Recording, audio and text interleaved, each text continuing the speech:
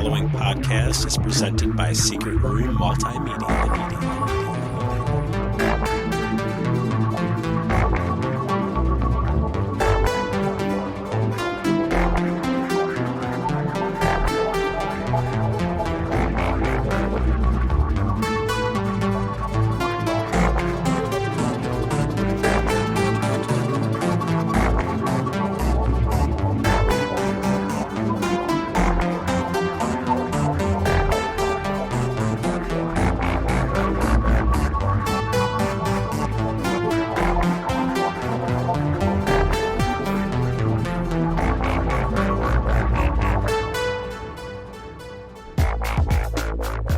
You're listening to Fairpoint LXXXVII. That's 87 to the layman's. yeah for you lame mans or layman's. It's Roman numerals, yeah. And what better way to kick off episode LXXXVII Than by introducing ourselves.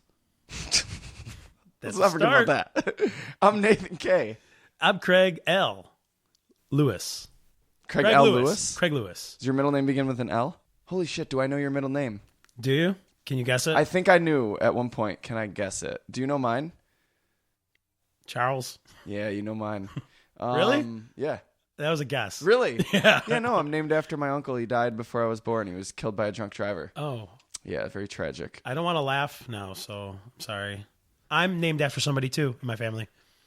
My middle name. You know what's funny is with you? David. That's exactly right. Really? Yeah. No way. No fucking way, really? Yeah. That's nuts, dude. I was like, if he just guessed with mine, I'm just going to stare at his fucking forehead and pull it out of his head. People listening are going to be like, nuts. You guys are lying. You fucking know. No, you talked no about way. this. No, not at all. I just looked at you and I was like, Nathan Kappesser. That's Nathan crazy. Charles. Dude, that's nuts. Wow. Fist bumps to that. Props. You can add the sound effect in later for that, right? No sound effect necessary. But what were you saying? What better way to start off this podcast besides introducing ourselves? Well, why don't we talk about the best and the worst commercials from the Super Bowl that just recently happened? I'm not even going to go into what it is in Roman numerals. I think it's 49 maybe. The Super Bowl? Yeah. Yeah, I don't know. They need to step their game up. We're already up to 87. Yeah. What the fuck are they doing? Once a year. That's cute. Most watched fucking TV program of all time. Well, yeah, I mean, they only did one the whole year. Yeah, I mean, they have a whole year. Do you know how much money you can save up for whatever you're doing if you save all year for it? All right, cool. Super Bowl commercials. Let's talk about them. You know what? Frankly, I'm over Super Bowl commercials. Yeah, especially by the time this comes out, it's like the week after. Oh, no, I mean in general. Like, oh, just all. It's not. They're not that good. There's usually like a couple, one or two that are genuinely good, and usually because of some character or something like that you haven't seen in a long time, and it's cool to see Walter White, that actor or character again. That's almost always the ones that are good. And like, you know what would have helped if this year maybe they didn't start showing all the Super Bowl commercials like weeks, even months ahead of time online. I was just gonna say that's probably why like we're not super pumped for them, because we find out about them a week or two in advance, so we don't even really need to watch the Super Bowl to see them. The Bud Light real life Pac-Man one, they've been showing that on like every YouTube video. Yeah, I've been skipping it, so I had no idea it was Pac-Man. Honestly, I don't. You may have seen it on a YouTube video. They set a beer down on the bar, and it goes like the little Pac-Man noise that I did a horrible job of imitating.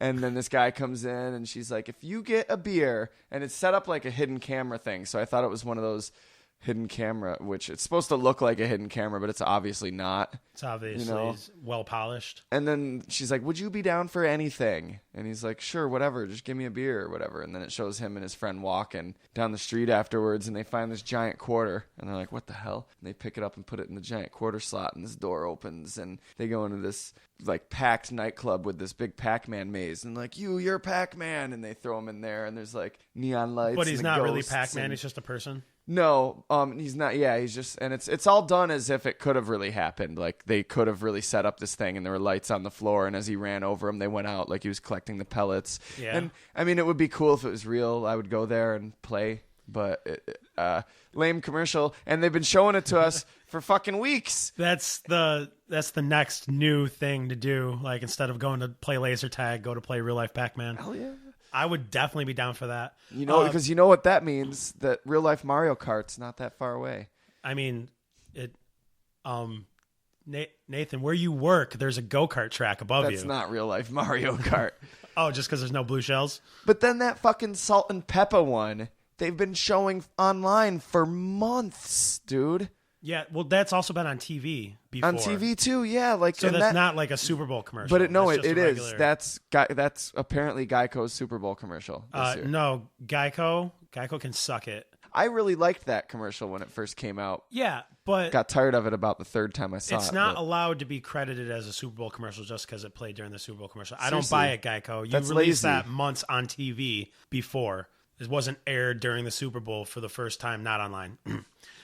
Well, like you had said, you're not really into them anymore. I mean, me personally, I checked out of the game at halftime, came back halfway through the fourth quarter. Thank God that face on Richard Sherman at the end of Heartbreak. Oh, it meant the world to me. It did. I froze frame it. I got the right perfect spot, took a picture, put it online, and found out now it's a meme. They used my picture. I'm calling it. They could have used ESPN's picture, but... Did they really use your picture? Well, no, but the picture I took was the exact same freeze frame. And I took it just, zooming in on the TV. But I digress. I did get to check out a lot of them, and I brought to the table today my 3 favorite commercials and also my 3 least favorite commercials, as in the worst. From this year's Super Bowl, of course. Oh, it was just this year's Super Bowl? Damn it! I had one from 87 that was a classic. A hanker for a hunker of cheese. How did you know? Get out of my head. Oh, man. No, seriously. You were talking about how shitty the Budweiser Pac-Man one was. Well, they had a pretty big dick move. I don't know if you saw the one where it starts off and, the classic Budweiser style. It's just like focusing on the beer and how it's made. And then like this music like, hey, like, like, I've heard that song. There's nobody talking in it, and there's just like title cards. They're flashing words on the screen. And first off, I'm like, boo, you're making me read. I'm trying to watch Super Bowl commercials, not read. If I wanted to read, I'd grab my favorite book. But as these words are scrolling and flashing on the screen, they're basically saying Budweiser is awesome. We aren't no namby-pamby craft beer. Oh. And then they made fun of the people that drink it. They said, they're basically calling out hipsters. They had a picture of this dude with a crazy mustache, just like sniffing his beer. And he's like, if you want to just sniff and taste it, he's like, this is for men who want to drink beer. It's like, this beer is not meant to be sniffed. Budweiser. This beer is not meant to be sipped and shared with your friends. Budweiser's not meant to be shared with your friends? Well, the one beer. They want you to drink your own. Do hipsters share? I feel like hipsters don't they're like, share their beer. This is a good, tasty craft brew here. And then they go, you try it. And then their friend's like, yeah, you're right. This is pretty good. And he's like, I liked it before it was cool. I liked it before you did. You could finish it. I'm really not that into it anymore. I'm over it already. So, yeah. So basically, they're calling out microbrews. And they said, we're proud to be a macro brew, is what they said. And I was like, yeah, it tastes like a fucking macro brew. Generic. Sorry, Budweiser. I'll take my namby-pamby, what was it they called? Pumpkin peach ale. Maybe not without the peach. How about just pumpkin ale? But it's funny that they took a shot at that specific beer when a small microbrewery company, they just bought Elysium Beer, has a beer called Pumpkin Peach Ale. Dick move, Budweiser. They're a bunch of hypocrites. Starting off being assholes. If I can tell everybody to switch over to Blue Light, go for it. Screw you, Budweiser. Okay, that was my number one. Got that off my chest. I just wanted to vent about. Number one worst commercial? Was that one? Well, it's not in order, I guess. There's just the three really bad ones. Yeah. Okay. And then, picture this. Dig, if I will, the picture? The game's just started, and you're getting into it. It's a 0-0 tied game, but there's been some progress on either side, so it hasn't been totally boring yet. And you're excited. You go and grab a big scoop of chicken wing dip, and as you're putting it in your mouth, this kid comes on the television, and this sad, dramatic music plays. And he just says, I'll never learn to ride a bike. Yeah. I'll never get cooties. I'll never get cooties. I'll never get to fly because I'm dead. I don't think it said that specifically. And then suddenly, like, just the most metal song kicks in. It's like, nationwide mixtape. No, that commercial. Oh my God! Such a Gag me downer. with a spoon. Is a nationwide, which is insurance, right? Yes. Yeah. Buy our insurance, or you don't care about your children, and they'll die. Back to the game. I get the importance of, making people aware that these are small things you might not think about around the house that could be dangerous. But wrong place, wrong time. Well, that's nationwide. That's preying on emotion. It is. To get money, which is all advertising is, even when they're making you laugh. But still, I feel like I want a Snickers bar now. It feels a little cheaper when they're playing on like your love for children, and can you just imagine the middle-aged mother of a young child who is basically just watching the Super Bowl for the commercials with her husband, or out at a party or something, and they're like, oh, the commercials are on, and it's like one of the first ones she sees, and she just goes, I gotta call my agent. You gotta call your insurance agent. Those are the worst. The commercials that pull at your heartstrings, I hate the most, because it's almost like pretentious and this transparently like, just buy our products. And there was one this year about like dads, and like I hate it. I hate those commercials. They make me sad, and I resent them for it. Yeah. Speaking of dads and preying on emotions, you just clocked right into my other worst one. Nissan, Cats in the Cradle. You kind of misunderstood what that song was about and how it ended. I don't think I saw this one. Oh, okay. I thought that was what you were even talking about just a second ago. The one where they're all like, Daddy. Oh, No. The one I was talking about was the Dove commercial, which that's a whole fucking can of worms. We'll get into right that. There. I'm going still. Yeah. High floor. Okay. But okay. So this is a different one. It's a Nissan commercial, and it's the Joe Cocker song, Cats in the Cradle, starts playing. Child arrived just the other day. And babies, people are in labor, baby's coming out. His dad's like, oh, my baby. And then, the song's playing, and turns out he's a F1 racer with Nissan as his sponsor. Go figure. And the song keeps playing, and, the kid's at home doing kid things, and, mom's watching him on TV as he's getting into car accidents and coming out okay, because Nissan is amazing and safe. And then basically it's like, it's showing he's growing up, the kid's growing up, and dad's not around, he's still driving, but dad's like, I'm coming home, son. He's got his bags on, and it's like, cats in the cradle and the silver spoon, little boy. I'm not going to sing anymore. He might get sued by Nissan and Joe Cocker. And as the song's like culminating towards the end of, the first verse, it shows the dad sitting in his Altima, Nissan Altima, by the way, right outside the kid's school. He comes out and he looks at him, just like shakes his head, smiles, and like walks towards the car. They get in, they look at each other, and they just embrace with a mighty hug. And now that's cool. They love each other. They now have time for each other, which is not what the song is about. The dad found out that the kid did grow up to be just like him and had no time for his old pa when pa wanted to chat.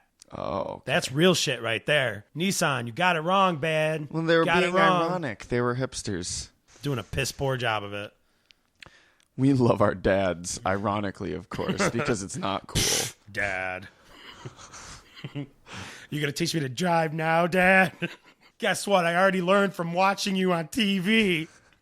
The Dove commercial, did you see? It was Real Strength. A year or two ago, Dove launches this campaign, Real Beauty, creates this whole controversy about that because it seems to just come from this whole cheap misogynistic point of view in the first place. And they have all those these... are the people that are making the commercials. They like, now think this is what we want. Well, they're like, women, appreciate yourself for you, for what you are and how you look. And they still had like specific criteria when they like cast the models for Real Beauty, and they still photoshopped them and heavily made up and wouldn't let anyone over like outside of certain age ranges or with scars or with any cellulite or like anything be in the photo shoots. Now they follow this up with their new campaign, Real Strength. This one's focused on men. Oh, for men, because right? Of course, men. Beauty equals for women, strength equals for men. Now, what they would have done that would have been probably the right route to go is do Real Beauty for men and Real Strength for women. Right. That would have been the route to do. Oh, turn the tables on gender roles and stereotypes. Bam! You didn't even see that coming. Crumpled them. Psh, psh, blew your mind. That sound. Psh, that's your mind blowing. This is the exact neurons firing in the meeting in like the corporate office. And then like one guy gets up, starts clapping, and then nobody else gets up. Nobody else gets up. They're just looking. It was the duck. No, the duck was there too. He's the president of the company. But they're just staring at this guy, and they go, Johnson, stop clapping. And they look at him and they go, get out. Let's go with our new campaign, Real Strength for Men. That's what people know.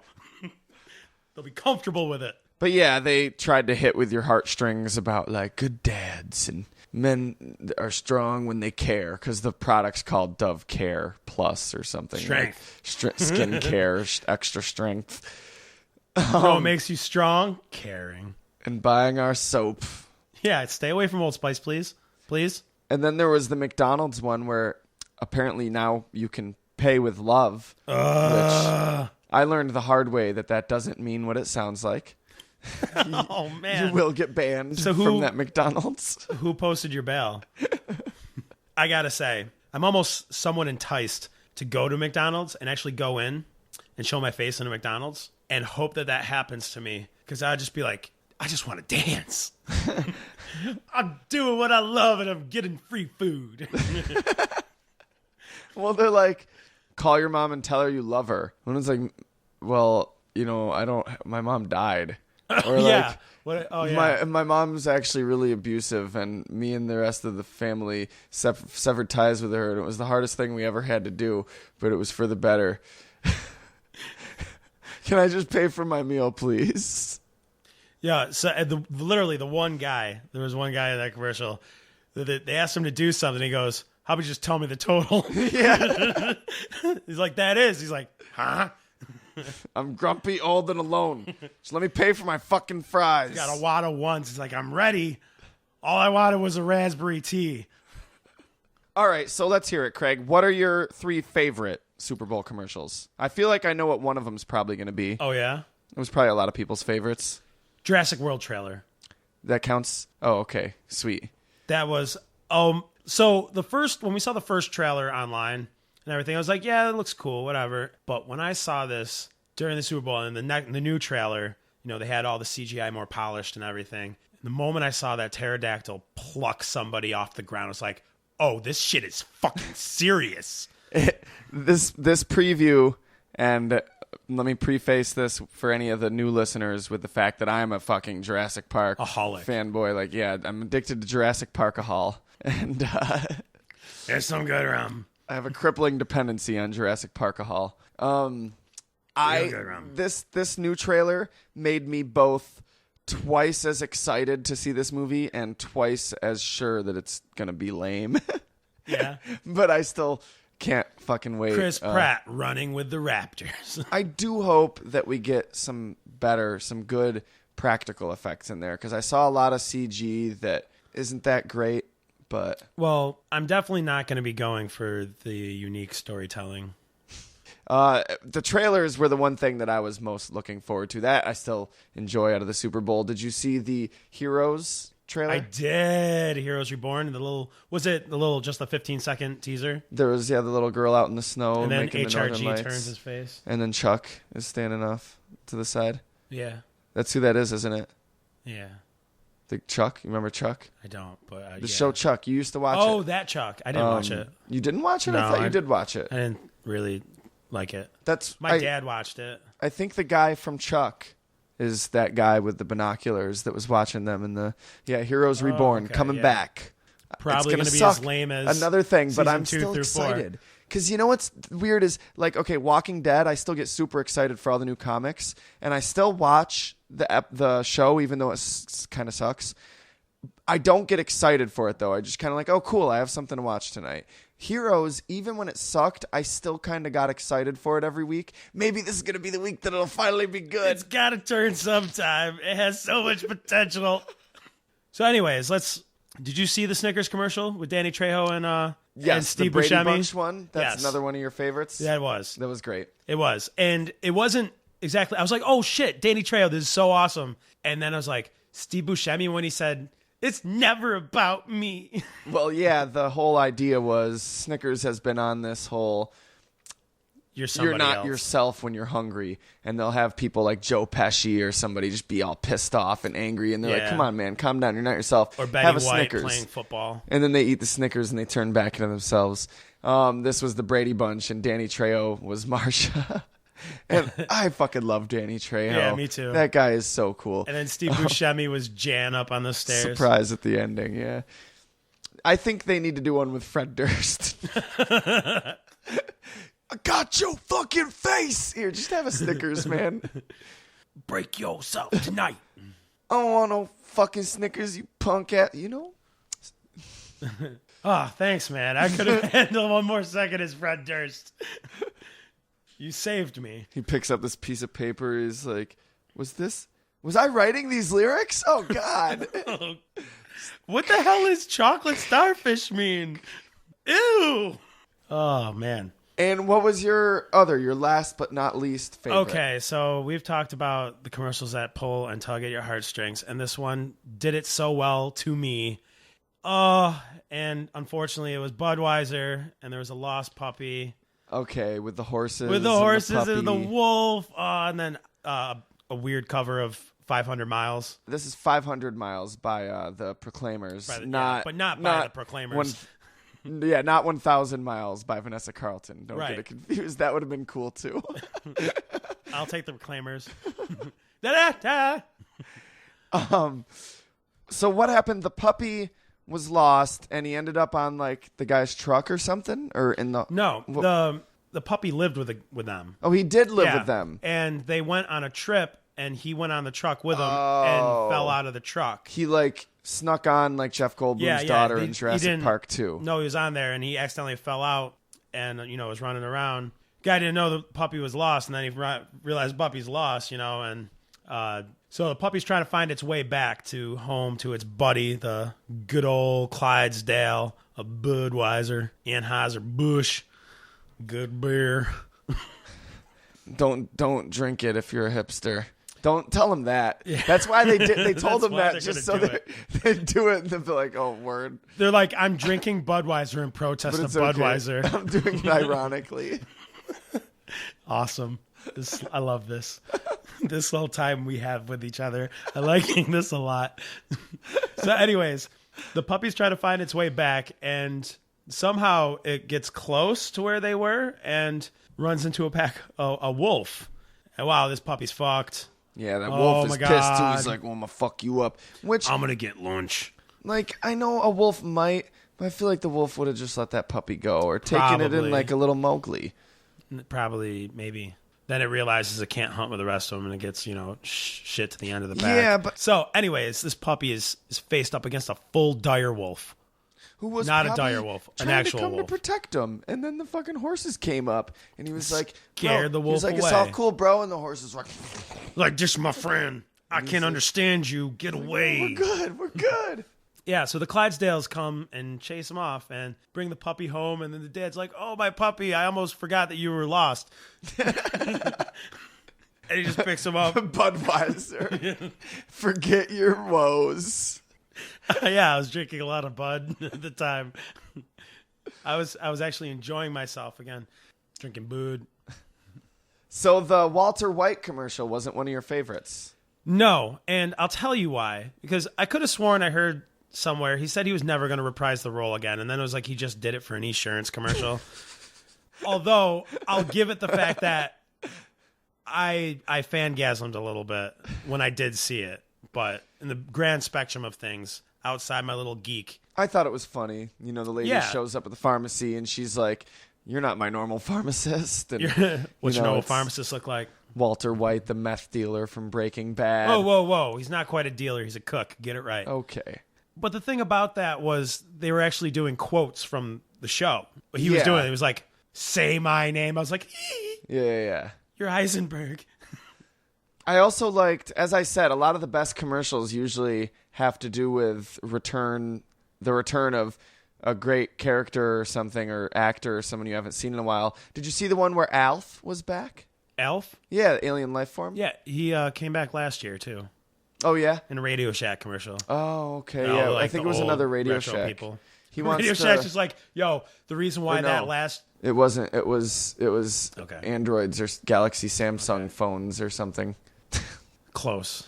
Elf wants to play music on his phone, but he can't because the fucking iPod Classic doesn't fucking exist anymore. I thought you were going to say his iPhone 6 just died. He can't figure it out, and he's like, why can't I just buy an iPod Classic? This is bullshit.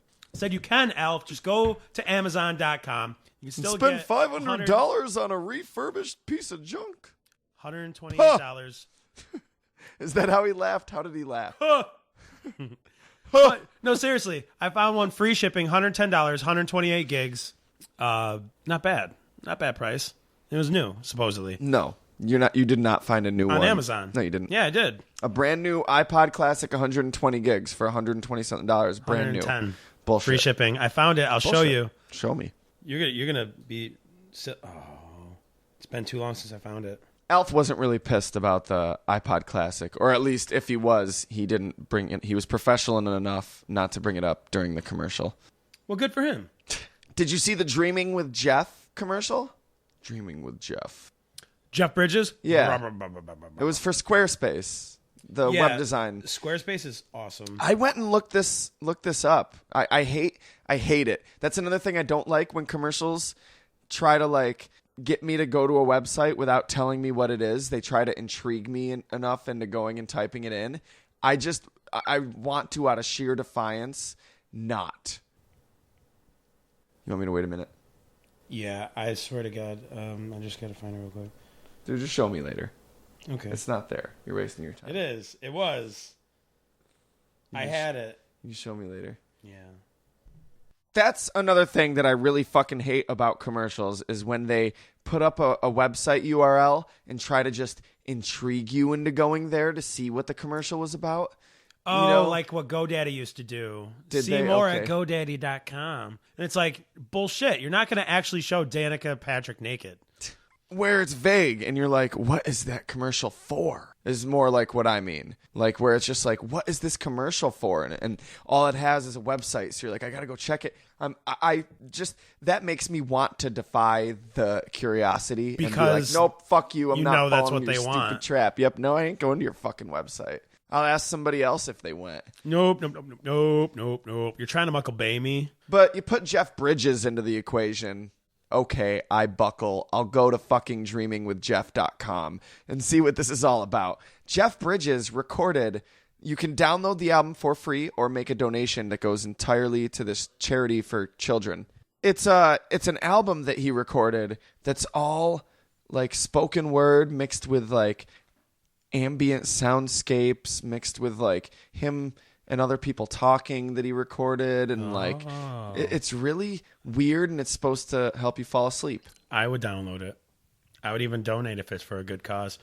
I had assumed since Squarespace was a website builder that it was just somebody who uses Squarespace at random, their website that they created with Squarespace. And they liked Jeff Bridges a lot. and Jeff Bridges was like, let's make a commercial out of this. No, Jeff Bridges didn't know he was recorded when he wasn't paying attention or looking without his knowledge. Sometimes I have trouble sleeping at night. He's talking. Just roll. I figure other people might have that problem too. God, thank you, Jeff Bridges, for all your outer monologue.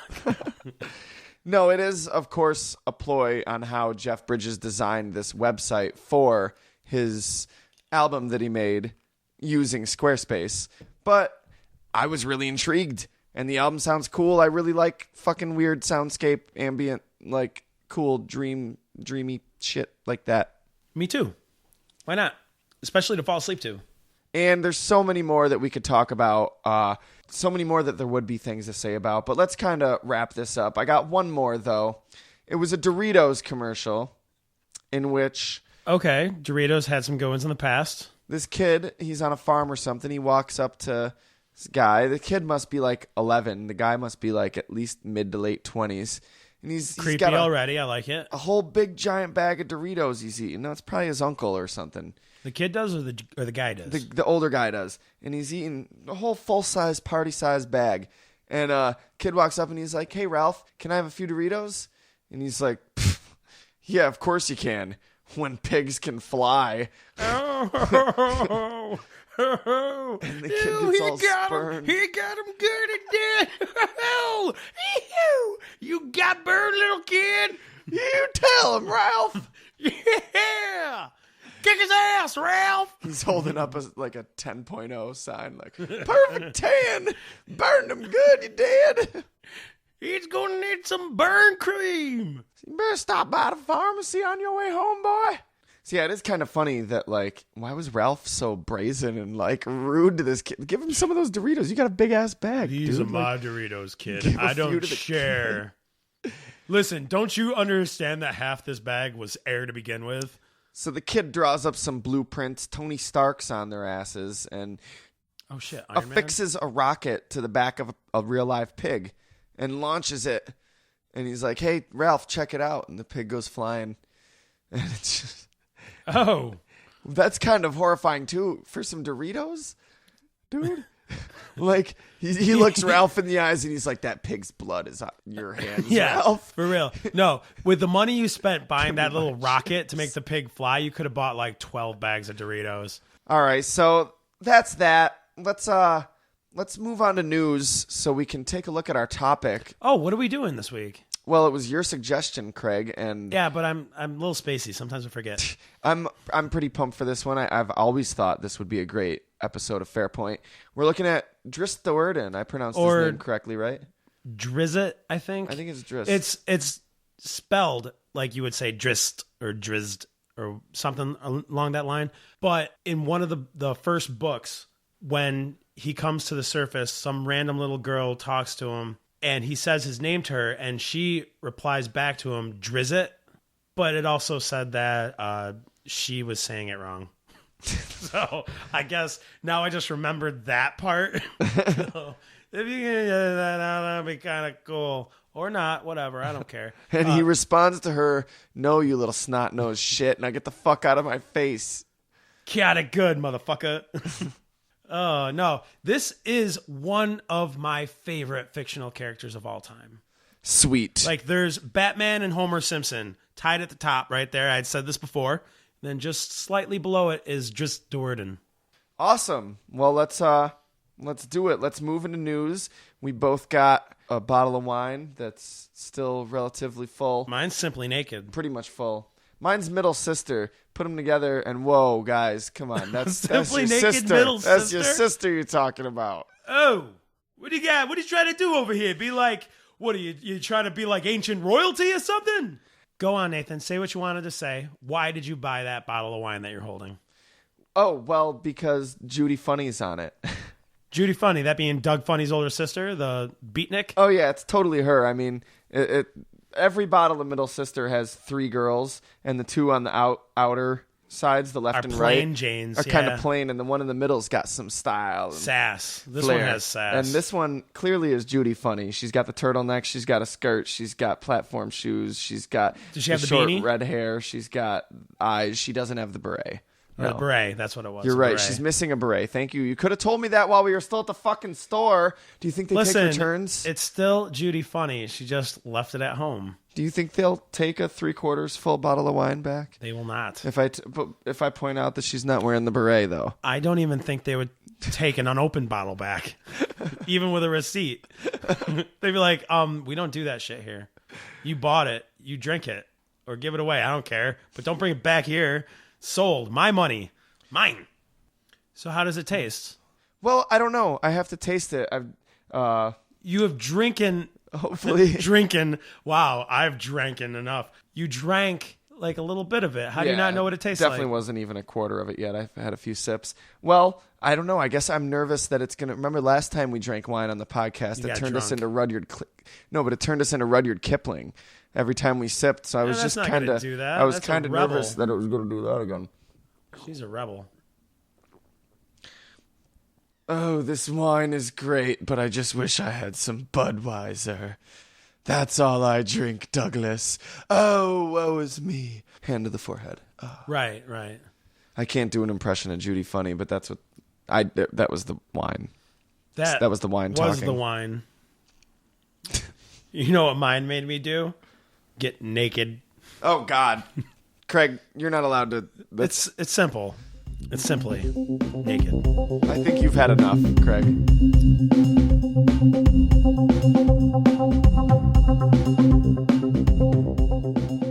So Joe Dante is back in the directing chair again, and he's doing a horror comedy. Joe Dante, horror comedy what was sounds the last like a match. horror comedy he did? I don't know. Probably awesome, I right? know Gremlins was really good, though. It was. And I've been looking at his IMDb page recently. Do not like I have it right here. Uh-oh, your wine still makes you sound like Rudyard Kipling. Yes, naked Rudyard Kipling. No, he really hasn't done a lot of good things, but he's done okay horror stuff. He's done terrible comedies, and he's done great horror comedies. So, fingers crossed. The premise of this sounds kind of dumb. It's set for a summer release of this year. It's called Burying Your Ex with Anton Yelchin. Is that the name of it, or is Anton Yelchin an actor? Okay, so it's not Burying Your Ex with Anton Yelchin. Oh, yeah, no. Burying Your Ex, with Anton Yelchin starring in the lead role. You might know him as... Star Trek. People know him from Star Trek. Who is the... since I hate the show Star Trek, I really can't think of that character's name. Who was the one that had like the speech impediment in Star Trek and in the movie? Which Star Trek? Vip, whatever, the guy that talked like that. In the movie. So it would be with Kirk, the original, I guess, cast. Not from the original series. Well, the character is, but he played him in the new one. Okay. He was also Charlie Bartlett. That's what I remember him from, but there was an indie film that a lot of people might not have seen. I vaguely remember who was... It was fucking Chekhov. That's who it was. Oh, okay, got it. Yeah. Yeah. Now there's a real big Star Trek guys. So he was Russian, and he was like really nervous and inexperienced or something. Yeah. He also played John Connor in Terminator Salvation. If you've seen that now, and he was the main character in the Fright Night remake. So now I'm sure somebody out of all those movies I just said has seen one of them. Sure. And if you haven't, you probably won't be listening to this podcast anyways. I don't know if that's true. I haven't seen either of those. You haven't seen Star Trek, Terminator, Salvation, Fright Night, or Charlie Bartlett? I've seen Star Trek. Okay. There you go. One of them. I've seen all of them. Charlie Bartlett's the best out of them all, by the way. Robert Downey Jr., awesome drunk principal. He's always a drunk, isn't he? So what's the premise of this movie? Oh, right. So this guy is dating this girl, right? And he's like, whoa, baby, you're getting too close. You got to back off, huh? Please back off. Won't you back off? You're smothering me. You're smothering me. And then he's about to break up with her, and he doesn't because she gets accidentally murdered first. Well, it was an accident. She got hit by a car, but she was killed in a car crash. Okay. And he's like, oh, shit, I'm free now. Oh, my God, I didn't even have to break up with her. Wow, what a right? dick. What a prick. So he goes on his life being happy now again because he doesn't have this giant weight on his goddamn shoulders. Dude, that would make me feel worse. Yeah, he's kind of an asshole in that regard. But somehow she comes back from the dead and now she's a zombie and she's like being all super clingy again. And he's like, oh, my God, she's a zombie and she's now trying to marry me. This movie sounds lame. It's maybe it's just the way you told it. Dude. It's going to be the feel-good movie of the summer. Swear to it. Disclaimer, Craig Lewis does not actually think this. I'm going to cut that part out. It's going to say, disclaimer, Craig doesn't actually think this. I'm going to cut what I said. So it'll be like, Craig does actually think this. Better not. Oh, well, anyways, I got a big one for you. What do you get when you cross white trash, a purse, an iPod, and a handgun? White trash, a purse, an iPod, and a handgun. Oh, well, that's easy. Lindsay Lohan. Oh, you were so close. So close, because this might be her future. Or her past. I'm still not sure. Well, anyways, what you get is a toddler that accidentally shot both his mom and dad. Well, yeah, where do you think you got the toddler, Craig? Lindsay Lohan. She stole it? Or did she have it? One or the other. She's always doing one or the other. Okay, so let me set up the scene for you. It's a shoddy motel that a family is living out of. Albuquerque, New Mexico. Coincidence? Same place where Walter White cooked the crystal blue meth? Probably a coincidence. Okay, well, who knows? Maybe they had some, maybe they didn't. I don't know. I'm not judging anybody here. What did happen was their 3-year-old son wanted to listen to his mom's iPod Classic, probably. Yeah, I would imagine if he actually had an active want to use it to listen to music, it was probably an iPod Classic. While his parents are, chilling on the couch watching the TV, he reaches into Mama's purse, right? Accidentally pulls out a handgun, sets it off, shoots Dad in the butt, goes through the dad's butt. What actually happened was he actually did get the iPod first, and he was just he put it on. He was like, "The fuck is this, Chris Brown, Nickelback? No, it's Kid Rock. What the fuck, Kid Rock?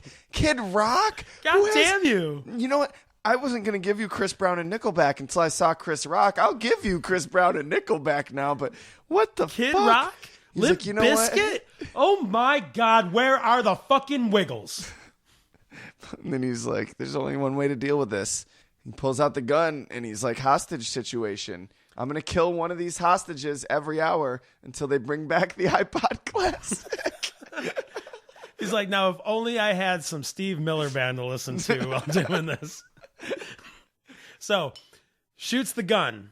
Actually, no, he was listening to Cats in the Cradle. Oh, shit. Joe Cocker's haunting me again. Oh, no, this was Ugly Kid Joe's version. So, the gun goes off, shoots through the dad's butt and into the mom's shoulder. Oh, my God. Yeah, twofer. This kid killed JFK? He didn't kill anybody. He just wounded them both. Yeah, as far as you know. Twofer. Mama's pregnant. Uh-oh. And they just had to throw in, for no reason, that there was another 2-year-old kid in the house that was unharmed. I don't know why they even bothered to say that there was. It was just like, oh, and there's also a 2-year-old in the house. Ah, she had a handgun. Anyways, parents are probably, not definitely, most likely going to be charged with criminal negligence. Hopefully. I mean, like, who keeps a loaded handgun in their fucking purse with, do you think, like, they were ducking, like, drug dealers or something? Or mafia? I don't know. That's why they were in a motel living there? I think he was a chip off his mom's shoulder and busted. Oh, he took one. And he busted a cap in his dad's ass. Oh, he took them both. He went there. Yes. No, but seriously, up the dad's butt, through it. I'm guessing he was a bigger guy because it like went through nothing but fat, and exited cleanly straight to a shoulder. Then it ricocheted off of that, hit the TV. Now the kid's really crying because Barney's gone. It was a mess. Who knows? But that right there has made my personal news story of the year so far. Oh, wow. I was going to say already. I said so far. Like, done. Done. News story of the year. Star Wars 7.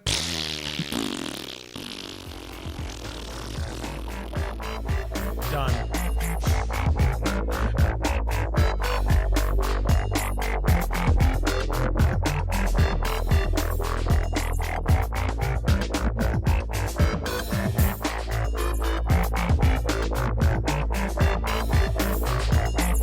Picture a world in the Dungeons and Dragons universe, the realms of Forgotten Realms. The world is Faerun. Now, hundreds of miles below the surface, there's a whole society of people, different inhabitants than on the surface. The city is Menzoberranzan. The people are the Dark Elves, or the Drow. One of these elves is going to fight against their societal ideals and go against the grain any chance he can. This elf's name is Drizzt Do'Urden. He's a fucking rebel. He's like, fuck, man, fuck authority. He's a rebel with a cause, It's like man. that Pennywise song. He's like, yeah, I'm punk rock. Super punk rock. Rebel every chance I can. So, we are deep down underground, okay? No light at all. These people see with infrared. Underground. So hold on, back up. So it's Drizzt Do'Urden. As you said, it may or may not be Drizzt. He's a dark elf. A lot of these words are hard to pronounce. Very hard to pronounce. And this is from Dungeons and Dragons series of books known as the Forgotten Realms. Yes, owned by Dungeons and Dragons. So what is the Forgotten Realms, Craig? They literally are like realms that have been forgotten? I suppose I've only... Like, so the other characters in the other realms know about the fact that there's All these different realms and these guys. Well, the thing is, the Forgotten Realms is all in the world of Faerun, I guess. So it's just, I mean, the Forgotten Realms, I think, is just the name of the publishing company. And it's just one world and different stories that happen in different parts of the world. Okay. That's my understanding of it. And that's the ways I'm going to take it. And this character, Drizzt Do'Urden, is a dro. A dro. As in, like, got that dro? That's like he's a fucking pothead. No. All absolutely he does, not. he has no ambition. He just said, not to say, I'm not trying to ambition. imply that if you smoke pot, you have no ambition, you're lazy. But this particular one. Yeah, correlation does not equal causation, but lazy people like pot a lot. And Drizzt is one of those guys. He's a dro. They don't even call him a pothead. They just call him straight dro. It's funny because if you knew the guy, you'd think not that. No, a dro, D-R-O-W. Sometimes pronounced draw. I've heard that too. I've heard a lot of people tell me different ways are the ways you're supposed to say it. I'm going to say dro because that's the way I read it. And it's funnier. Yeah, I guess. That's dark elves in the Dungeons and Dragons, like mythology. Yeah, they're evil society of people. They worship this spider god named Loth. Which is a spider goddess too. They have a matriarchal society where the women are always the ones in power. Women are in power and the men are just fodder. But yeah, and they also have a class structure of houses, like numbered. Yeah, the different families are different houses, sort of like in Scotland. Yeah. So this character, Drizzt, was born into the House of Do'Urden. House of Do'Urden. They were the 8th house. Okay. They were actually the 9th, but the night that Drizzt was born, they raided House de Vere, who was the 8th house, destroyed their house, and now they're the new 8th house. It's like a ranking. Yeah, this is how the house system works. And if you destroy a house, you can move ahead. Well, you have to have a successful raid, and if you have an unsuccessful raid, then there's penalties against your house. And they're, of course, subterranean. Like, the light bothers them. Sunlight bothers them. Yes, they see with infrared. And they live down beneath the bowels of the earth. Well, not beneath the bowels of the earth, but within the bowels of the earth, yes. Their bowels are clean. They live in the black hole. They also have the ability to summon impenetrable darkness. Just like magical orbs of it. They all can do it. Yeah, like, that just really comes in handy when Drizzt is on the surface trying to evade people. But they can't see through it either, right? Because it's just straight pitch black, impenetrable by any light. They can also levitate. Oh, really? They have the power of levitation. I did not know that. Up to 6 inches. Yeah. That's badass. But they're also a bunch of assholes. I mean, they worship a spider goddess. They fucking... Their mantra is like, it's all about being evil. They're like, really? Evil is good. Good is bad. What are they, Team Rocket over here? Jesus. For real. Oh, man. So, their number one goal is to steal Pokemon to make people unhappy. So, as I was saying, the night Drizzt was born, he was to be born the 3rd son in the house. Now, this is something that cannot happen. This was the year of the Singing Skull. 1297 DR. What does DR stand for? I don't know. I'm sorry. We'll just say 1297 before the Battle of Yavin. Okay. The year of the Singing Skull. Like, wow. Crazy. What's your zodiac, man? I'm a Gemini. I'm a Singing Skull. Battle! I guess I could have guessed that by your purple skin and long white flowing hair and 2 scimitars. Yeah, okay. Well, everybody where I'm from looks like this. There's a lot of years in my life. Dark elves can live up to a couple hundred years, several hundred years old. So their lifespans are not even gauged at, like, you're just reaching teenage years roughly when you're like 50. So, okay, so what's going on? I'm sorry. Back up, though. We were talking about something. Drizzt is born in Menzoberranzan. Am I pronouncing that right? You are. The city of spiders. Las Arañas. Makes sense. They probably produce a lot of glitter stem. I told you. He's a fucking... He's a druggie. He's a dro. It's not fair, man. It's not fair. That's a stereotype, and it's not even... It's just based on the fact that our name sounds like a slang word for weed. That's not even...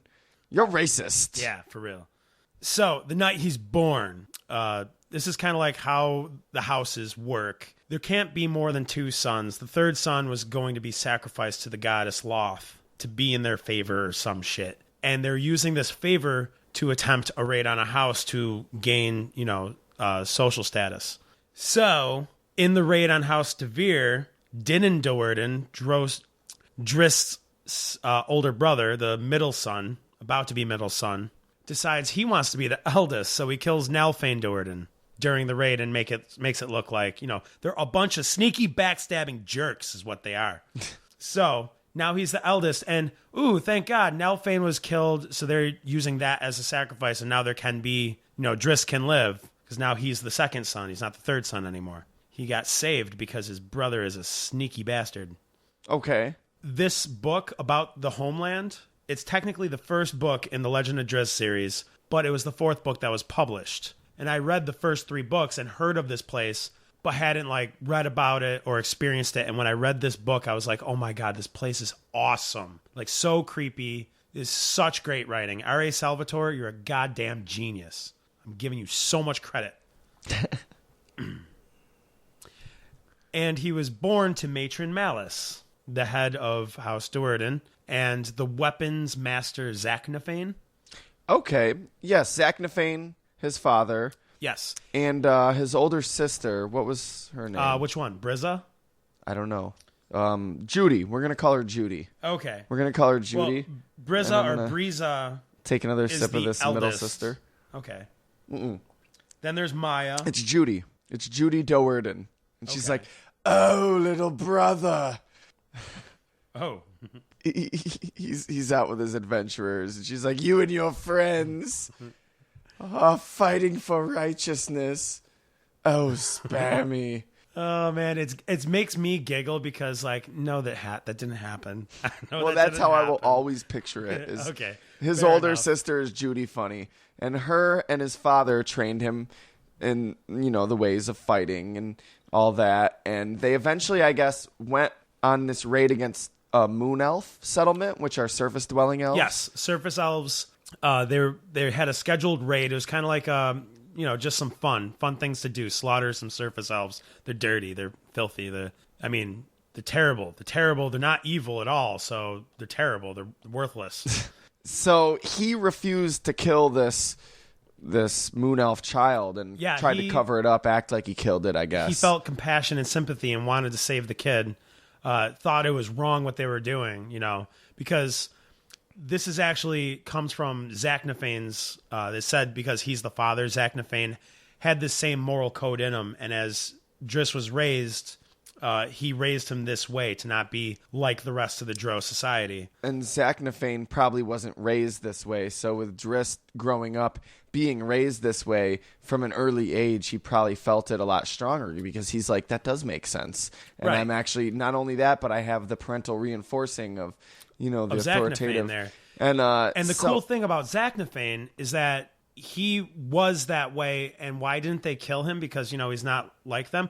Well, he still does what they ask him to do if he needs to, but he's such an excellent, skilled warrior and fighter that they're like, we can't. So they know, can't get rid of him. They know. He's like... Yeah, oh yeah, he fights against them all the time. He's like the Glenn Beck of the Drow for real. culture, and he's always... Only in this case, he's actually right. Yeah, that's why to them, because they're all wrong, he's like, they're Glenn Beck.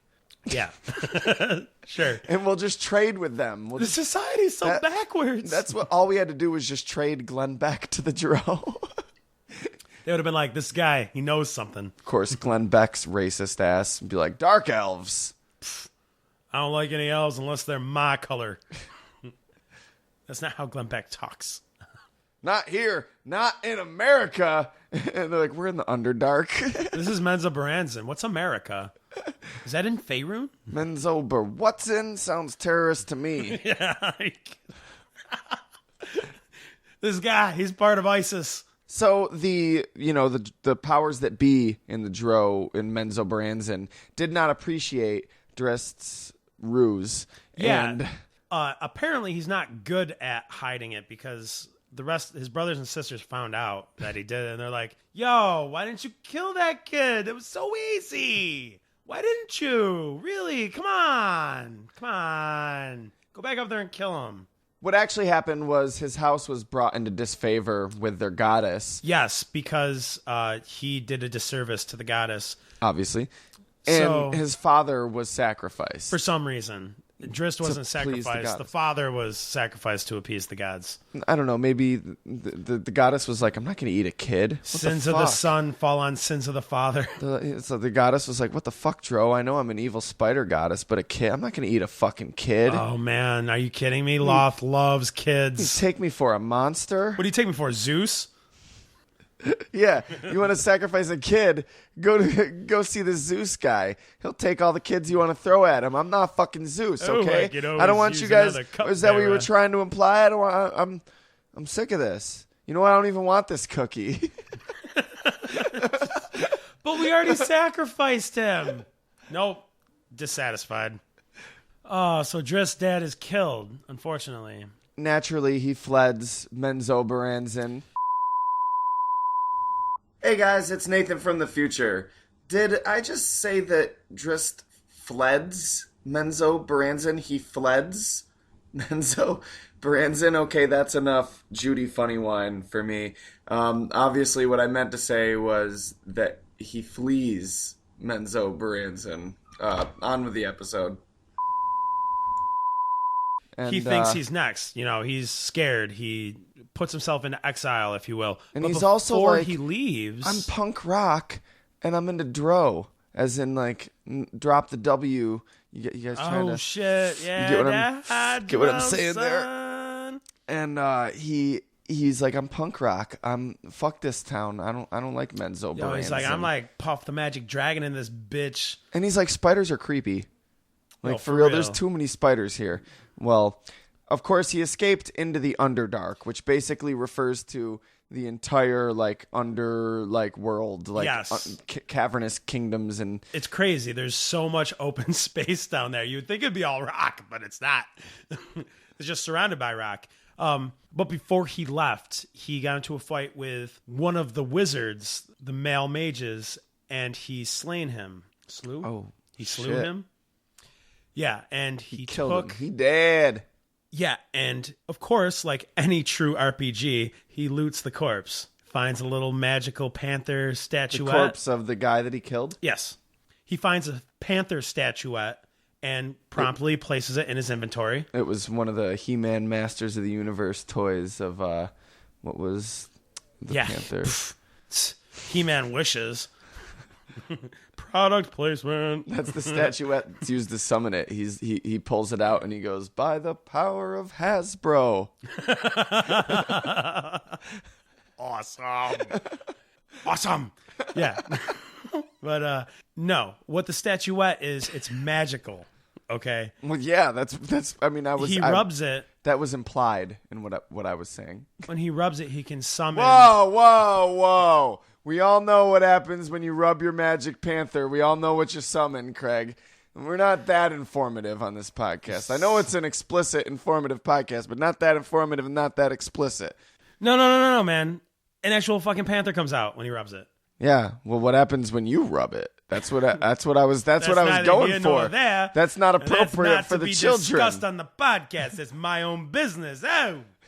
This panther is a magical panther from the astral plane, if you will. It's like a shadow realm, a different plane of existence. Yeah, the astral plane. Yeah. It's like, you ever heard of astral projection? It's the spiritual world. Right. It's the world of ideas and things that are intangible and immaterial. Of course. So when you summon the panther, it can't stay on the surface world forever. It has 3 days before it runs out of energy and must return to the astral plane to regenerate. Or unless it gets into a fight in the real world, it can't really be killed. Like, it can be wounded and injured, then it has to go back to the astral plane to heal its wounds. Totally immortal, as on our terms at least. Right. And 600-pound panther. Oh, God, he's a beast. This is a beastly fucking panther. And it's Drizzt's best friend. Yeah. longtime companion. If it wasn't for this panther, he would have completely lost himself to the exile and just like to an unthinking machine. That's kind of what he started to become. He called it the hunter, is what was in him. He was losing his humanity, if you will, or elf-manity. And he was just becoming this unthinking, nomadic, kill to eat, survive, nothing but grunts, like just primordial beast. And this was after he fled? Yes.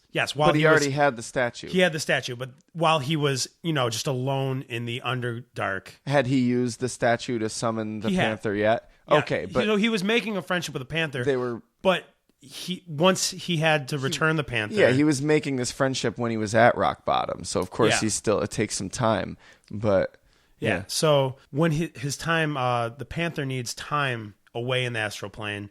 So he's just alone again, The hunter comes back out, nothing but instincts. Needs its space. Yo, Gwen. Drizzt's always like, who are you fucking in the astral plane? And Gwen Revere's like, look, I know you're going through some shit right now, so I'm going to let that one slide. But I'm going back to the astral plane. And when I come back, we're going to forget you said that, okay? No. You're not going to say anything else. We're just going to forget you said that.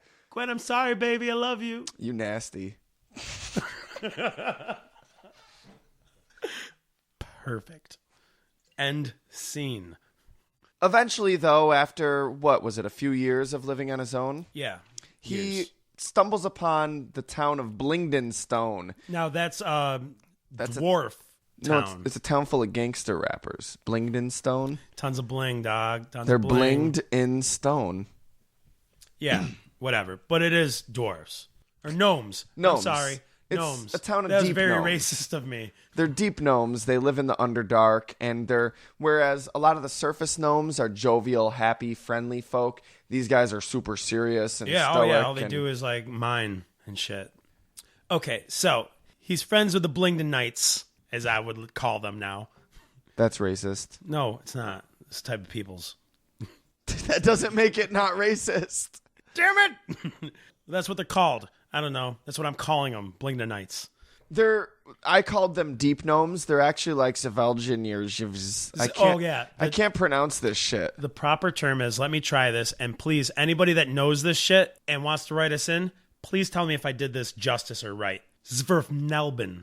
Sounds about right. From my uneducated perspective. Well, that's all I need. Just your uneducated perspective. It's gotten us through 87 episodes. For reals. That's the way I've read this shit so many times. I don't know how to really say these, but this is how I've been trained my own self to say these things. Okay. It gets too hot there in Blingdenstone. Well, if you can't stand the heat, get out the Blingdenstone. Yeah, he's got to leave because the Joe and Mensa Branson, they haven't given up on Drizzt. No, he's fucking pissed Loth off, and he must be dealt with.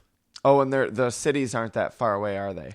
Well, no, they're pretty far away, but it did take him a couple years till he stumbled upon it. They're reachable.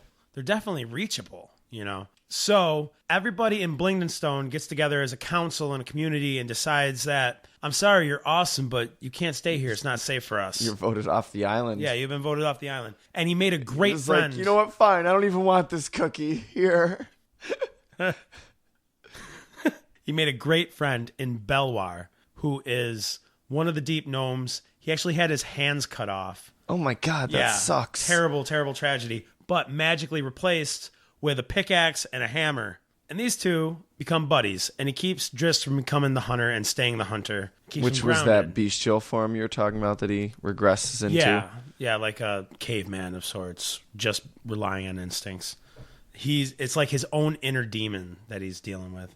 In the meantime, like I said, the Dark Elves trying to get rid of him, trying to axe him off, right? They invoke this rite of Zinkarla or something. It means like to bring from the grave or whatever. I don't know.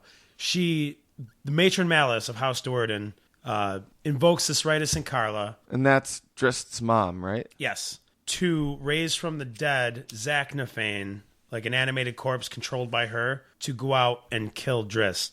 Oh, that's my Ma Dukes right there. Why is she doing that? Right. Well, anyways, throughout all of Men's Brands, and a bunch of shit happens. House Do'Urden. So he's like a fucking like Black Lantern zombie Zachnafine? Yeah.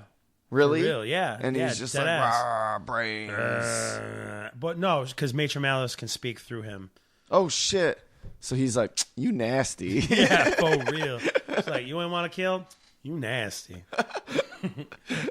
What's wrong with you? So basically, Zachnaphane's just hunting him, right? And he doesn't want to fight him because, what the fuck? That's his dad. That's my dad. Dad, don't whoop my ass. Stop it. Stop, Dad. And he just chases him down, and they're in this, like, it's kind of like a dangerous path, if you will, where they're just, like, surrounded by vats of acid, just acid floor, there's little walkway areas around, and they're fighting, and he's like, no, Dad, I don't want to do this to you, and he's like, I gotta kill you. And then Cats in the Cradles playing in the background, of course. And the silver spoon, little boy blue, and the man on the moon. When you're coming home, son, I'm killing you now. And we'll be together in the afterlife after that. We'll have a good time then. Look, he should just be thankful he didn't have to face Black Lantern Batman. Yo, for real, that's the scariest one. But it wasn't really Batman. It was just some random corpse in a Batman costume, so it's not that scary, right? I didn't read the Black Lanterns. You know what? Let's for the first time in 87 episodes not do this to our listeners right now. For real, it ends there. Why are you now talking about Darkest Night? Because neither of us obviously read it. Anyways, yeah. Zachnafane gains his own control, like his soul. And in this moment of control for Zachnafane, he says, son, you have to leave this place. Son, you got to go, son. You got to go, son. I can't control this much longer. You're a great person. I'm glad I raised you. Oh, shit. Does he turn into a Force ghost? I don't have much longer. Leave this place. Dad, are you going to turn into a Force ghost? Son, I love you. Well, what about at least like a Mufasa in the clouds? Oh, man, there's something. There's something there, maybe, listeners. There's something maybe there. You're going to have to read the actual books to figure that out. And he dives into the acid to save his son. And Drizzt's like, Dad! Wait, I'm lost. There's he gets acid? The fuck out of there. Wait, what happened? Pardon me. I've been hitting the Judy funny too much. Okay, so I had said they were like battling on like this walkway with just acid surrounding them. Like there's acid pools and stuff. Yeah, they were playing Mortal Kombat. Yeah. And Zachnafane dives into the acid to save his son. Okay. Says, I love you. He just fell while they were fighting? No, he jumped in. Oh. He gained control, gained his own consciousness, said what we were just laughing about earlier, and then dove right into the acid. Drizzt did? Zachnafane did. Why did Drizzt end up in the acid? Drizzt didn't end up in the acid. Why did he jump into the acid to save his son then? Zachnafane, no. Should we start over? What? No, he's to save his son because instead of killing him.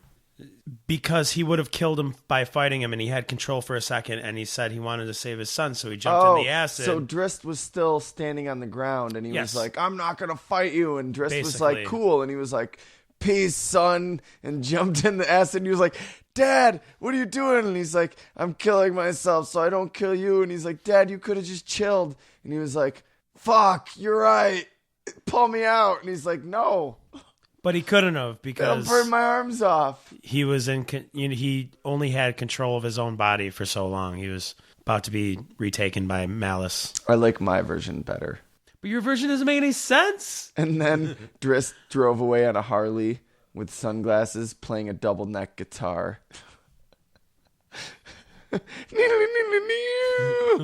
You know what? If he was to play any guitar, it would be a double guitar. For real. He's like, he meets Batman and he's like, oh, word? Your parents got shot in an alleyway? Oh, well, I had to run from my homeland because everyone... My mom wanted to kill me. My entire and my dad people are jumped evil. In a vat of acid to save my life. And died in acid. And then I drove away on a Harley playing a double neck guitar. Do you smoke Dro? Batman's like, drugs! Where are the drugs? He said 5 minutes. We're still bringing it back to Batman. Where's the glitter stim? Back to Star Wars. Okay. At least we're closer. So Drizzt takes his dad's advice and decides to leave everybody behind and go to the surface for the first time since that elf raid long, long ago. He was like, up there was so much room. And there was this passage that he wrote. And it went, No, everyone dreams I can dream too. Up there, up where the skies are ocean blue. I need to retake that. Sorry. I needed to retake that. Fine. Okay, so we're retaking it? Yeah? Yeah? Yeah, I deleted all of that, I promise. Okay. No one will ever hear it. Sweet. Creeps me out that you said it that way. It makes me wonder now. So there was a passage that R.A. Salvatore wrote, the author of the books. The creator of Drizzt. We're going to get into that. Don't think we overlooked it. We definitely didn't. It was just so beautiful when I read it. And it's just about, I'm paraphrasing, of course, Drizzt finally creeping up onto the surface and seeing like the sun. And because he's from the dark, they're really sensitive to the light. And his eyes burned so bad. Like it was ridiculously painful. But it was like, to him, it was like shedding his skin of what he was. And he's going to create a new person. And then he died. He didn't. He No, didn't. No, don't listen. I joke. I kid. But it was just so beautiful. It was like, I'm starting anew. This is going to be me. This burn is like burning away the Underdark. No longer the hunter. I'm now Drizzt. So this is where Drizzt really becomes the man elf we know him to be. When he meets a blind ranger named Montoyo de Bruche. A blind ranger, you say? How can a ranger be blind? Don't you got to shoot arrows and stuff? Montolio de Bruche. De Bruche. You said it right the first time. That's the way I read it. De Bruche. Montoyo de Bruche. But his friends call him Mushi. So I'm going to pretend it's Mookie from Do the Right Thing and Red Hook Summer. And Spike Lee is this blind ranger that trained Drizzt Do'Urden. Oh, no, it's Spike Jones I don't like. I'm sorry. We're good. Yeah, Spike Lee's awesome. Keep going. And he teaches Drizzt Do'Urden to be a ranger. Yeah, well, he tells Drizzt that he's a ranger, and Drizzt realizes that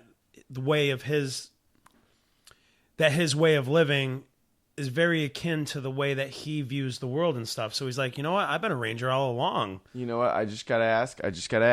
I'm just asking. I just gotta know. Clear the air here. I don't want to be left, unawares of what we're, is ranger code word for gay? Doesn't matter? No. I just want to know. I don't want to get ahead in the conversation and pretend I know what we're talking about. I don't know. I don't think so. I believe somebody attuned to the forest and is a protector of, of just life in general. Okay, so has nothing to do with gay a legitimate or straight. Ranger, an actual ranger. Okay. Well, not like an army ranger or like an Air Force ranger or... No, when I hear ranger, I think or Ranger a rescue Rick. Ranger. Ranger Rick? You remember Ranger Rick? Joey Gladstone? It was a magazine. Ranger Rick? You don't remember Ranger Rick? I remember Joey Gladstone being Ranger Roy. Never mind. I'm sorry. Do you remember Owl? No. There were magazines for kids. They were like National Geographic for kids. I remember highlights for kids. You don't remember Ranger Rick? No. Ranger Montoyo. So Mushi... Ranger Mushi. He gives his bow to Drizzt and he teaches him to be a ranger. And Drizzt becomes the most badass motherfucking ranger you've seen this side of the Forgotten Realms. It was actually that side. Let's be honest here. He was already a super skilled fighter and combatant. That's true. But he did learn a lot from Montoyo. This was interesting to me, was their whole debate on and talking about what God is, basically, and how your religion is. They definitely talked about it in the books, and they took a very good approach to handling it, basically. Drizzt was atheist now because, all he knew is either this or praising fucking Loth. Like, Are you kidding me? There is no God. I don't believe in a God like that. Fuck that, And Montolio basically told him, he said, you know what? Your God can be anything you want. Look inside your heart. Who is your own personal God?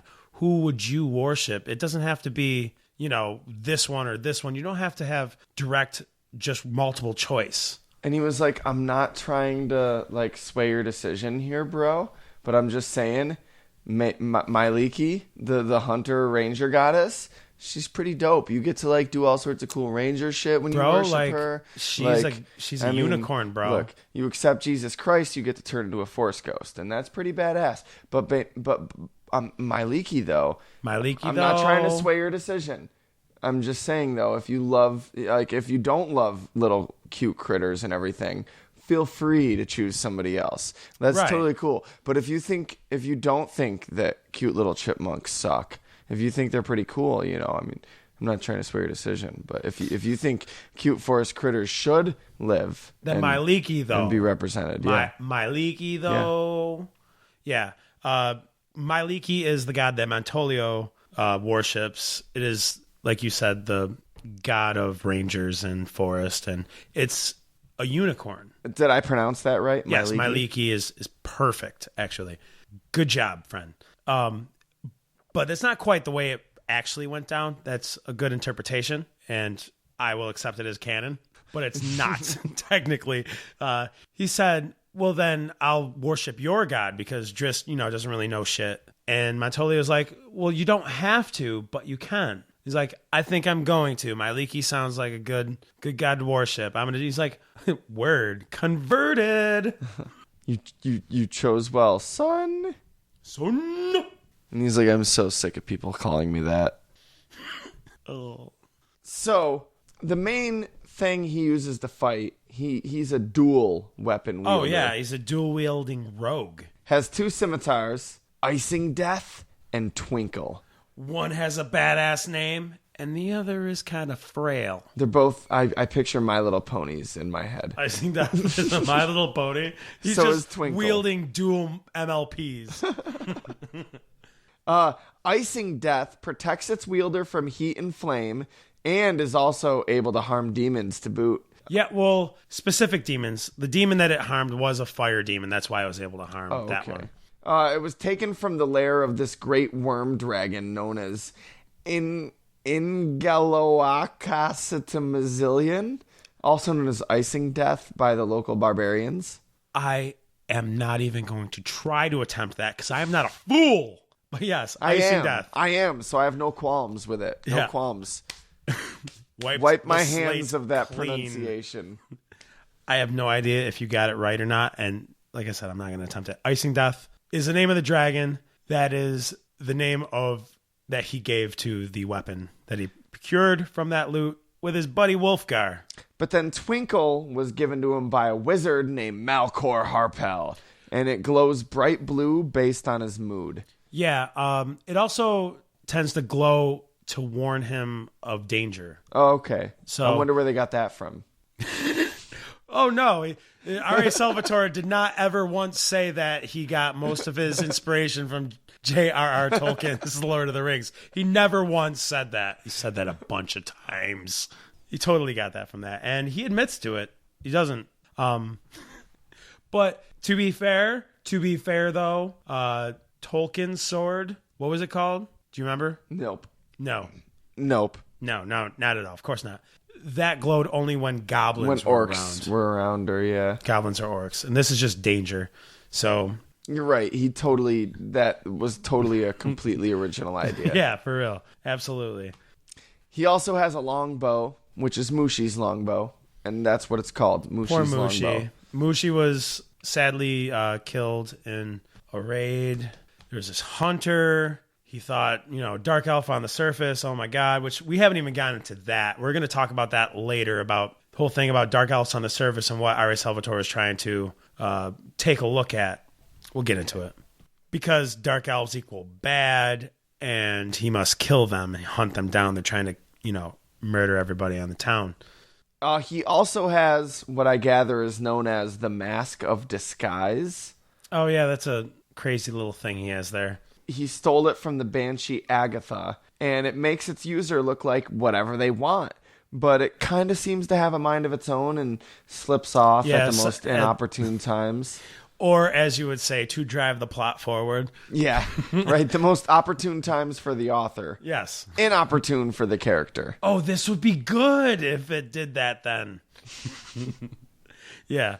He also has a pair of magical bracers. Yeah, the bracers of Blinding Strike. They were meant for his arms, right? Not for his arms, for the original owner's arms. Well, yeah. He ended up killing him. Bad guy, okay? Other dark elf. Yeah, they made your arms go super fast. And Drizzt was using these, and his arms were going so fast, he couldn't, change momentum or, he's such a good ranger. He, you could have your little sword sweat, but... It was too fast for him to, control enough to not be predictable. Right, to change... If he wants to change pattern or something like that, it's hard for him to do that because he's just too fast in the arms now. Because he already has ridiculous speed, hand speed. And he decided, whoa, hold on a second. My feet can't keep up. So what if I put the bracers on my ankles? I could do that, right? Right? And of course, now he's blinding fast. He's flash fast. Really? When he wants to be, yeah. Wow. Yeah. Yeah, he's crazy. He also has a whistle that can summon a magical unicorn, which is fuck, dude, what I wouldn't give for that. Right? Who doesn't want to do that? That would be awesome. And his armor, of course, he has magical mithril chainmail armor. Oh, yeah, made by his buddy, Bruner Battlehammer. Over a magical spider silk shirt. Oh, yeah, he got that, too. Magic all around. Dude, it's I'm protected by magic. What are you protected by? Oh, nationwide? Bringing it back. So as I said, his buddy Bruner Battlehammer made that mithril armor for him. Isn't that a funny name? Say that 5 times fast. Yeah, you his can't. His buddy Brutal Battlehammer made that mithril... You already fucked up. His buddy Bruner Battlehammer made that mithril armor for him. There you go. There you go. We them boys. I heard that song for the first time the other day. It's a classic. Yeah, it was never going to get old. Can't even say that with a straight face, man. Holy shit. So, anyways, Bruner Battlehammer is what you would call one of his companions. Now, they were deemed the companions of the Hall, which is Mithril Hall. So they're like the kids in the Hall of the Forgotten Realms? Yes. That's so cool. Yes, exactly. Which one's Boom. Scott Thompson? Drizzt. Fabulous. Yeah, absolutely. I'm glad you didn't say anybody else at the moment because that's definitely Drizzt. Really? Yeah, hands down. He's Scott Thompson of the Companions of the Hall. That's awesome. Oh my God, I love that. So, Bruner is the king of the Mithril Hall, basically. So who's he, Bruce McCullough? Yeah. Maybe. Yes. The Companions of the Hall. The Companions I love in the Hall. They are the Companions in the Hall? No, they're of the Hall. Oh, but Companions in the Hall. Yeah. Dude, I fucking love it. That's so cool. That is cool. That makes my night. Seriously. He's the leader of Clan Battlehammer. He has 2 adopted children. No real children. No wife. 2 adopted children. One is a human named Katie Bree, and the other is a barbarian named Wolfgar. Wait, she was one of his adopted children? There's only 2 adopted children, but yes, Katie Bree was his adopted child. Who? Bruner's. Oh, yeah. Sorry. Is a lot. I understand. Not Drizzt's. No. Not Drizzt's. But excuse me. Drizzt actually met Bruner through Katie Bree when she was 6. Okay, cool. So we didn't break bro code then. He met her when she was 6, which kind of makes the future weird. That does make it weird, yeah. I don't know if I could hook up with somebody that I met when I was 6. Spoiler alert. But then again, Drizzt and Katie Bree. But I then thought again, it was Caddy Bree. It's not Caddy Bree. Whatever. I call it Katie Bree just because it makes more sense to me. All I picture is Allison Caddy Bree. Bree could be Is real. it okay if I just picture Allison Bree from Community She's and Mad supposed to Men? have red hair, but sure. Oh my God, even better. Allison Brie with red hair. Oh my God! Stop! Stop! I'm late for a very important date. Oh boy. What makes it even weirder is the fact that Wolfgar and Katie Brie or Caddy Brie or Allison Brie were betrothed to each other, and they were adopted brother and sister. I find that weird. Put it away, King Henry. For real. But it's like they're not even of the same kind of people. One's a barbarian, the other's a human. God, Craig, you're a racist.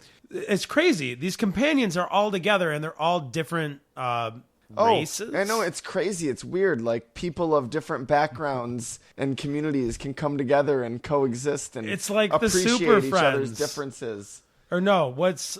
Super best friends. Super best friends. It's like the Super Best Friends, but they actually, like, seriously harm things. You're going to get us Charlie Hebdo'd. No, I'm not. He's not a part of it. He who shall not be named is not a part of it. What? Now, there's one more companion that hasn't been talked about. Of course, every ragtag group needs a halfling. Oh, of course. Regis. If it's Regis? Yes. That's awesome, Craig. When I was reading him, I always pictured it as Regis Philbin. A little halfling version of Regis Philbin. Oh my God, it'd be the most adorable guy in the world. For real. That's amazing. That with furry feet, loves nothing more than just being lazy and making some scrimshaw. I'll be honest, I never liked Regis Philbin until he became a halfling. That is the most amazing thing ever. But you know what Regis has?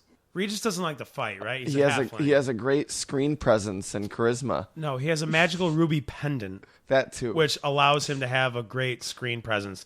So all he has to do is like dangle it in front of you and he can kind of control your thoughts. Oh, God. Yeah. I don't like that idea. It's like, it makes him really good at buying stuff at the flea markets.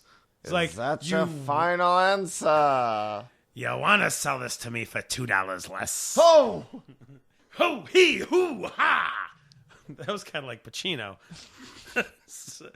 Philbin Pacino. Oh, my God. Hobbit Regis makes life worth it. For real, though. Halfling. Because that's what a halfling is a hobbit. I'm sorry. You can't say hobbit because if you say hobbit, you're going to get sued by Tolkien. Totally. This is a family. The Tolkien estate. Yeah.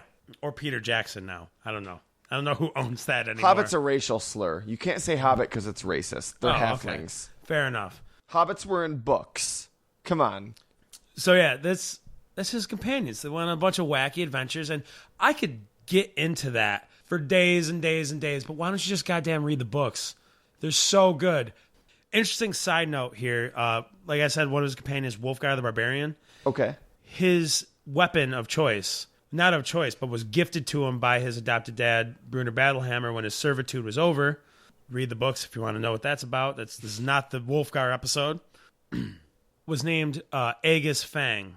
And I know that name. You know that name because I told you that was my first Cyndaquil's name. When I first played Heart Gold, the first Pokemon game I played, I thought of my Cyndaquil as my tool to achieve conquest. So I named it Aegis Fang, a magical warhammer that was like Thor's hammer. It would, like, you could throw it and it would return to you. Okay. And it was a very magical hammer. Nobody else could wield it except for the person it was meant for. So, but yeah, that's what I named my Cyndaquil. And that's great memories to me. But that's awesome. As I like got deeper and deeper into the game, I almost regretted it because I was like, Aegis Fang was a tool. No, but still, and Cyndaquil became respect. my like partner, my friend. Yeah, but the hammer, it's more than just a tool. Fair enough. Yeah. So that's cool. Like, because to me, I was like, because I always pictured Aegis Fang as like a fire hammer. You know, it could wield like the fire of the gods. Yeah, no, if someone named one of their, like, steel ground type Pokemon Mjolnir or something, I would be totally behind that. Mjolnir. He has this arch enemy, though. Artemis and Trary. Oh, it's like Mirror Drizzt, Human Drizzt. Really? It's yes. Negadrist? Negadrist. That's the perfect way to say it. Absolutely. He is a human assassin. His looks... speed, well, he's like a tan guy, not quite as dark as Drizzt is, because the Drow elves are like pitch black looking, like almost, with white flowing hair. So it's funny. He's usually depicted as a purple shade. Yeah, I guess it's like it's supposed to just be like a really dark. They're supposed to be totally jet black, right? Yeah, I guess, I mean, it could have a dark purple hue to it. I don't know. I'm fucking colorblind. Leave me alone, man. But Artisan Tree is like the human version of him and also like the evil Drizzt. All his goals are like the opposite of what Drizzt wants to accomplish. He's a selfish person, but he eventually changes too. That's another story for another time. Amazing. Read the books, man. Just read the books. It's amazing. But yeah, for the time, he is Negadrist. So who is he? He's this mage assassin? He's not a mage. He's just an assassin. He has magical weapons. Okay. He's very powerful, has a very high mental will. Constitution. That's the word I'm looking for from like RPGs. He has a high constitution. Okay. So he has a lot of control over his mind. One of his main weapons is like almost a sentient thing that can suck the life out of people that don't have strong minds, and he's actually able to control it because he's that strong-willed. And he also kind of has a vampiric dagger that sucks the life force out of his victims. Badass. He's had plenty of run-ins with Drizzt, and they always kind of stalemate, or usually Entreri wins because Drizzt isn't willing to be that, take that next step into evilldom. Of killing him? Of killing him. Which is weird because it's okay to kill orcs. It's okay to kill, the other drow elves that want to kill you. But this other person, I think it's more like, you're the bad version of me. I can change you. It's the classic Goku or Batman, or just the author would rather keep this character around. Fair enough. Well, Artemis is such a badass, and it's like my favorite characters in these stories are Drizzt, Artemis, Jarlaxle. We haven't even talked about him. Oh, that's so sad. But this isn't the Jarlaxle episode. He's not the Jar Jar Binks of No. He's such a badass. He's more like the Samuel L. Jackson. Oh, cool. The Mace Windu. So this dark elf hero here, Drizzt Do'Urden, was created by R.A. Salvatore, renowned author. Obviously one of my favorite authors. One of the New York Times bestsellers. And this is a massively popular character. Been in how many? 18, 28, how many books? 26 to be exact. 26 books. I personally... Almost 30 years. Yeah, I personally have only read 19 of them. Okay. So that's a lot only. Yeah, for real. But still, there's 6 books left, And it's weird because after the book that I read, I was like, okay, this story is like over. It could be over. And then a couple years later, I found out there were 2 more books now. And now there's like 6 more books. And I'm like, holy shit, I got to fucking start reading them. I've never read any of them, but I've been aware of the character for a long time. Part of that's because I'm a pop culture junkie and I'm aware of this shit even when I haven't read it. Right. But I swear, man, and I can't find it on the internet. I can't find anything about it. But I swear there were these comic strips back in the day. Now, not the Drizzt comics. I know there's a whole comic line going through the stories of the novels. It's actually not even a comic line. They're just being released as graphic novels, not separate comics. Word. Yeah. Not those. A handful of them have been made. But a shorter comical comic series about Drizzt, and he had his panther sidekick, and I swear it was in either the I just realized I haven't been, and I swear it was in either the Dungeon magazine or the Dragon magazine. Well, neither of those I read, so that makes sense why I don't know about what you're talking about. They were both D&D publications, one for Dungeon Masters, one for players. You've mentioned them before. Maybe on the Probably RPG in the episode. RPG episode. Yeah, and I swear there were these comics that were more humorous, about a humorous take on the Drizzt character. That's interesting to me. And yeah, I swear the Panther was there. I remember it plain as day, and I know memory is tricky. Maybe it was a different magazine. Maybe it was Scry or something. I don't fucking know. Whatever. But I remember seeing these comic strips, and that was my introduction to the character. That's interesting. My introduction to the character was I had just finished reading Lord of the Rings. Oh, okay. And it was getting towards Christmas time. And I was like, yeah, cool, like fantasy books. And my sister's boyfriend at the time decided to give me a Christmas gift. And it was a book that he had read and enjoyed and loved as a kid. And it was The Crystal Shard, technically the first book published by R.A. Salvatore, which is in chronological order the fourth book in the Legend of Drizzt series. Okay. But it was the first one published. And at first I was like, cool, thanks for getting me a book, dick. But I decided to read it. At the time I was like, I liked Lord of the Rings, but, don't try pushing other shit on me right now. Thanks, bro. You should have just got me a pack of Magic cards if you want me to play your gay little games. Which is funny, because at the time, if you got me a pack of Magic cards, I'd have been like, yeah. This is what I was going for. Fair enough. So, one day I was bored. I decided to start reading it. And I was like, okay, this is kind of cool. And by the time I got through, by page 40, I was fucking hooked. I read that series, then I read the next series, 4 through 6, which is technically 1 through 3.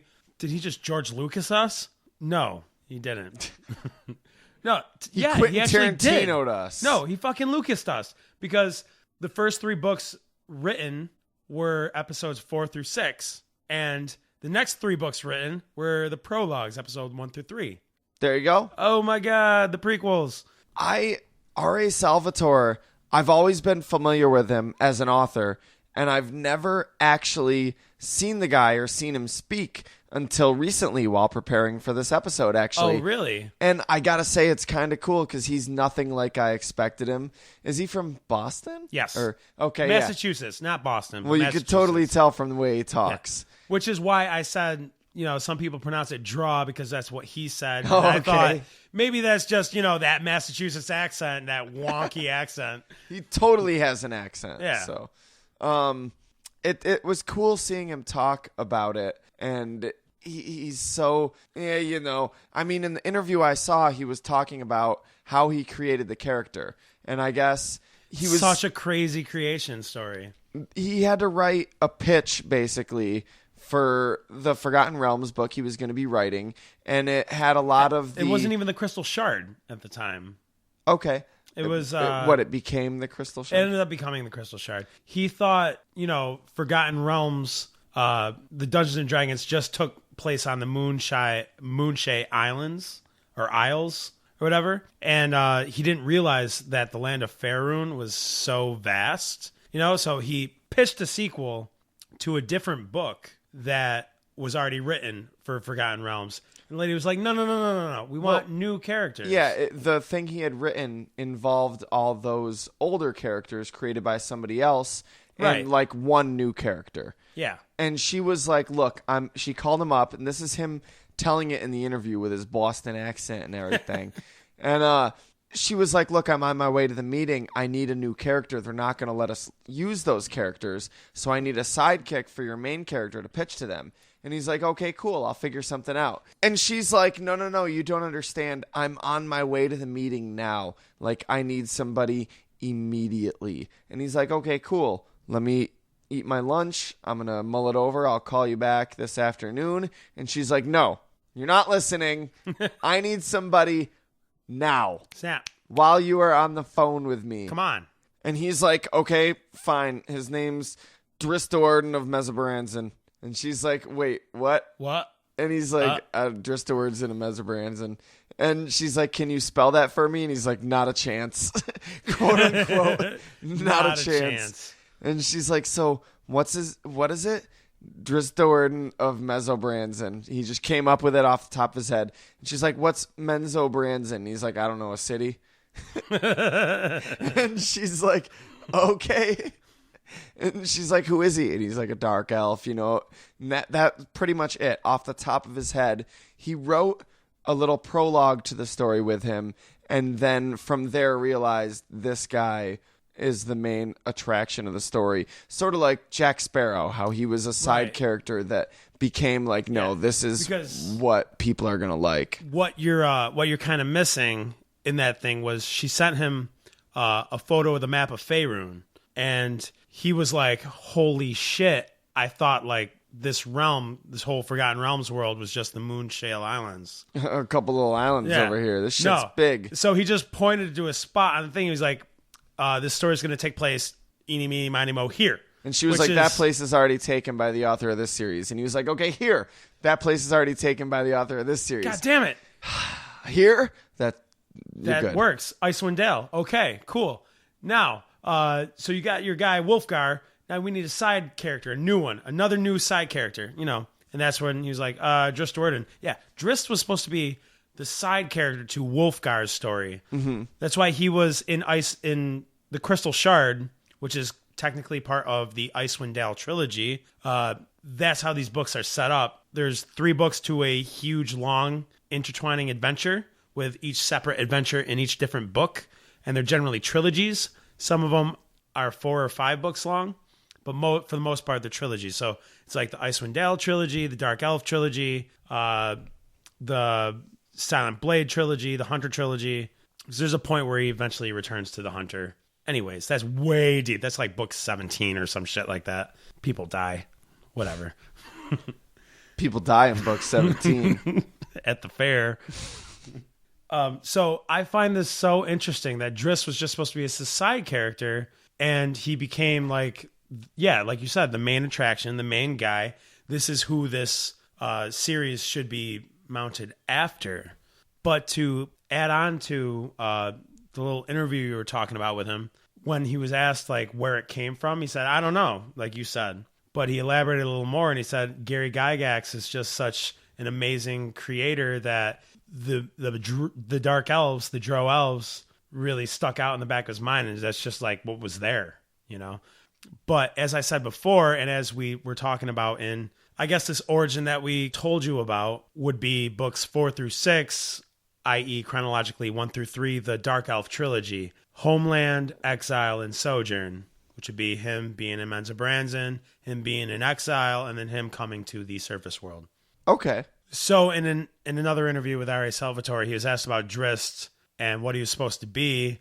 He said, well, when I created him, I thought of him more like a cross between Dareth from the Moonshae Isles books that was published right before R.A. Salvatore's books. Don't know it.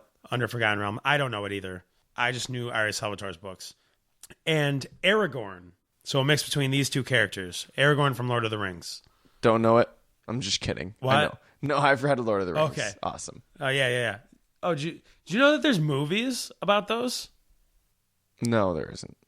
I'm pretty sure there's some Lord of the Rings movies. No, you're thinking of Harry Potter. I'm pretty sure they just released the third. It's Harry Potter. It's got the little British kid with glasses and the scar on his forehead, right? But yeah, not that's Harry only Potter. him. That's Harry Potter. No, I'm pretty sure. No, you're thinking of Harry Potter. No. Ian McKellen's in it. No, you're thinking of X-Men. Just let it go, Craig. Let it go. No. But Sean Astin's in it. No, you're thinking of Encino Man. No. But Elijah Wood's right. in it. Moving on, man. Elijah Wood. That's that show with the dog. Like, come Wilfred, on, but not. I'll get it right one of these days. Speaking of movies, though, did you know that there were actually talks of a Drizzt movie happening? That'd be cool. I find it very interesting that this character has been around for almost 30 years and has been so popular for almost 30 nerd years. Community, yeah. at least. Yeah. Because if you ask me, anybody I mention him to, nobody knows who the fuck he is. And yet I can't look up any videos of him in a cartoon or a movie or a video game. He's been in video games. He's been in Baldur's Gate. Baldur's Gate. He was also playable in Forgotten Realms' Demon Stone. Oh, okay. I didn't know that. I bought that game specifically because I found out you could play as Drizzt, and I got to it, and it was so satisfying. And Bruner was there, too? Yeah, you actually got to play a level as Drizzt. I know in Baldur's Gate, you don't get much out of, like, you just see the character standing statically on the screen and your character's looking at him and you read the text on the bottom that scrolls. And I guess it's really cool because there's like 4 or 5 different outcomes you can get depending on your party. You could actually kill Drizzt. And if in you're the really sequel, fucking skilled, Drizzt comes back. And if you either kill him or take one of his items, he like acts negatively towards you. Oh yeah, in the sequel, if you have people on your party that fucked him over in the first one, he'll react a certain way.